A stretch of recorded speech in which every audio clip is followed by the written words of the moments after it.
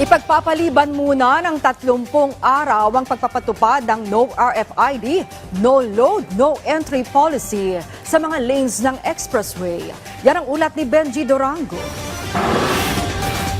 Ipagpapaliban ng 30 araw ang implementasyon ng kontrobersyal na Joint Memorandum Circular No. 2024-001 ng Toll Regulatory Board o mas kilala sa No RFID, No Load, No Entry policy sa mga RFID ETC lanes ng mga expressway. Una itong narinig sa Bagong Pilipinas ngayon ng PTV.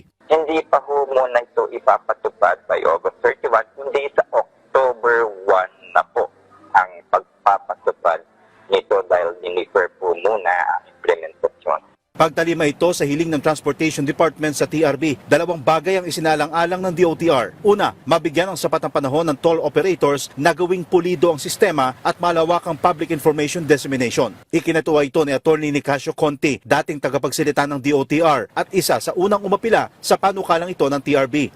Ako ay nagpapasalamat bilang taga-CEO ng Capstone Intel Corp na una na ngang nanawagan na sana naman ay pag-aralang mabuti. Nilinaw naman ng TRB na ang pagpapataw ng multa at ticket sa mga driver na lalabag dito ay para lamang sa mga dadaan sa RFID ETC lanes pero walang RFID stickers o kulang ang load balance. Hindi pa naman daw mawawala ang cash lane na pwede pa rin magamit anumang oras pero mairaos man ang hanggang October 1 may naghihintay pang isa. Sa October 31 na ang full implementation ng cashless o contactless transactions o hindi natatanggap ng cash payment sa lahat ng tollways.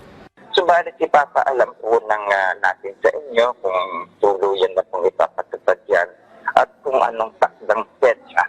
Nitong linggo ng hapon, 3 oras na ipit sa traffic sa Skyway si Nicasio. Ang dahilan, binaha ang isang bahagi ng expressway sa Susana Heights. Di tuloy niya naiwasang magmarakulyo. Kung nalilate ho ang motorista dahil ho sa kapabayaan o sasabihin nating inefficient delivery of services in the toll roads, dapat po ratio and proportion discounted po ang toll fee ng mga motorista.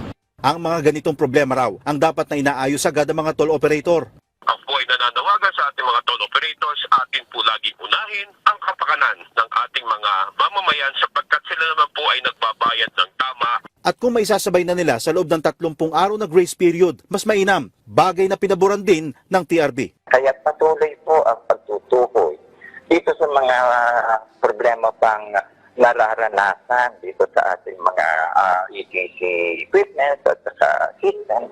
At kami po umaasa na itong 30-day period na deferment na sa direktiba po ng ating kagalang-galang na kalihim na toll operator. Benji Durango para sa Pambansang TV sa Bagong Pilipinas.